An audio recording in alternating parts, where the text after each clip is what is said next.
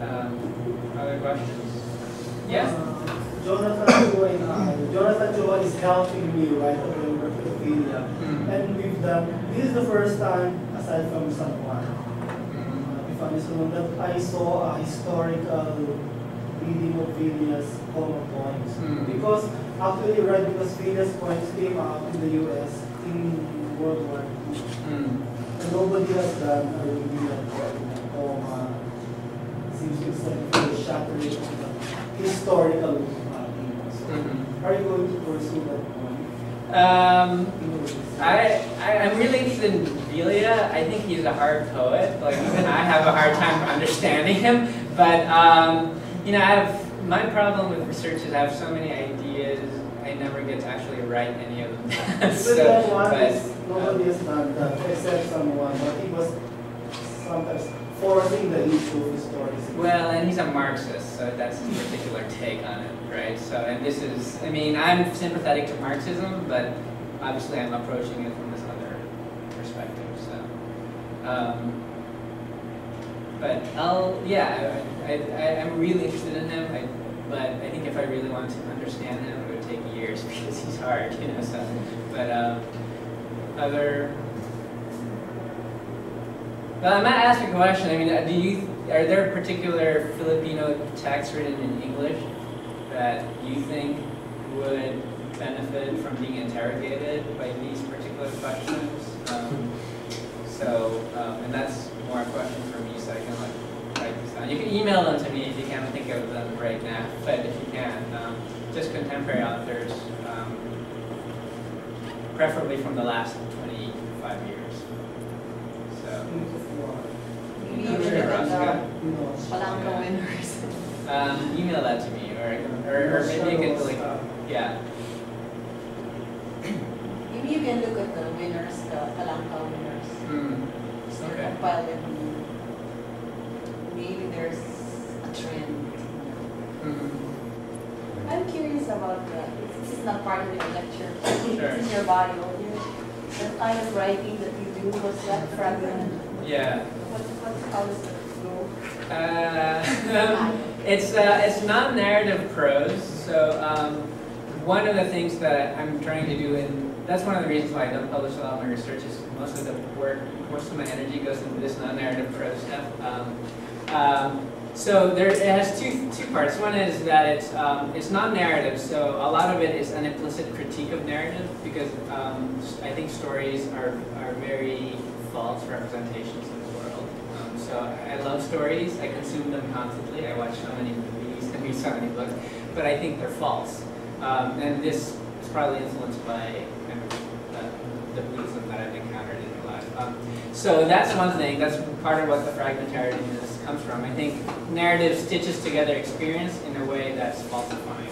So, and then the other part is that it's prose. It's not poetry. So it's not the same. It's not a lyric. So it's not like a singular experience or moment or image. It's usually one of my the problems that I'm still trying to solve is how to stitch together fragments if you're not using a narrative, right? How will I make the reader turn the page if there's not a story to make them turn the page? I don't know the solution yet, but so yeah. Is it by any chance similar to Copeland's fiction? I don't know Copeland's fiction. I really should, since I'm moving to Canada and he's Canadian. So, but it's possible.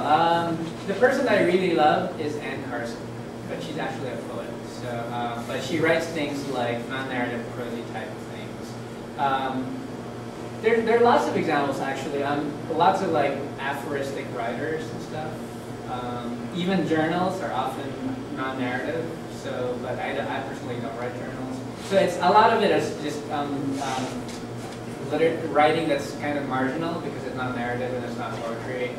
So like even when I'm applying to an MFA program, I have troubles like getting in because I can't apply as a fiction writer and I'm not applying as a poetry writer. So they're like, so it's by definition a minor literature, almost in this like Deleuzian sense, you know. So but there you go. So it's all online if you want to look at it because it's possible to publish. So I publish it myself. What's your blog? So I can make it available somehow. I have enough to email it to. I have two. So because I've written two texts already. One is almost all text. One is images and text. And the book I'm working on now is actually video and text. So, but and that video is one of them. So, What's your blog? one is Writing about blogs. one is mazemapping.blogspot.com. That's what we have in the email to all. Ah, Yeah. okay. I haven't yet. That was absent. And one is alifeinhabits.blogspot.com. The other one. And then the other one is going to come out in about 3 years' time, because it takes me about 3 years to write a book. So since I'm editing videos, it might take longer because that takes forever. And it gives you back. So, okay, any other questions? Yeah? And so let me begin by apologizing because I missed the lecture altogether. I was attending to another function outside. But what drew me to your, I saw the poster of your lecture, and I found the thesis on the fivefold thesis on Buddhism, and your interest in doing a parallel analysis or critique of how the diaspora relates to certain of the Buddhist core values. I was just thinking, I think one point of tension in Buddhism is the way, sure there is an attempt to recognize the body for what it is and in a very material way. But Buddhism is also driven by the whole idea of renunciation. So, for instance, in the way bodies are cremated, or you will hear of certain Buddhists, they're still alive and they're already thinking about donating their parts or vital organs when they go. How would you negotiate the point of tension where the body is material, but at the same time the whole idea of renunciation informs the whole of the Buddhist outlook? Yeah, I think the word renunciation is an unfortunate term because it makes Buddhism seem really close to Christianity, which it is not at all. So I think the reading of renunciation that I think is closest to what Buddhism is trying to achieve is what you're trying to renounce is grasping things that cannot be grasped. Okay, that's what nirvana is. Renouncing the grasping of things that cannot be grasped. And of course, in the Buddhist worldview, nothing can be grasped because everything is impermanent. So that means you have to renounce everything, including your body. So, but that doesn't mean that you must punish your body, right? So you're not like flagellating yourself. It just means you understand your body as a constantly changing phenomenon, and you don't grasp any particular state of it, like your youth or your beauty or your whatever, right? So in that sense, I think renunciation and the emphasis on the body are not contradictory at all. What you're renouncing is not the body, but grasping the part of the body that cannot be grasped, which is its changing nature. So I think we get confused because when we think renunciation, we immediately think like the Christian idea of renunciation, which I think is not. It's not that way at all. At least in my understanding of it. So. Could I follow it up? Sure. Yeah.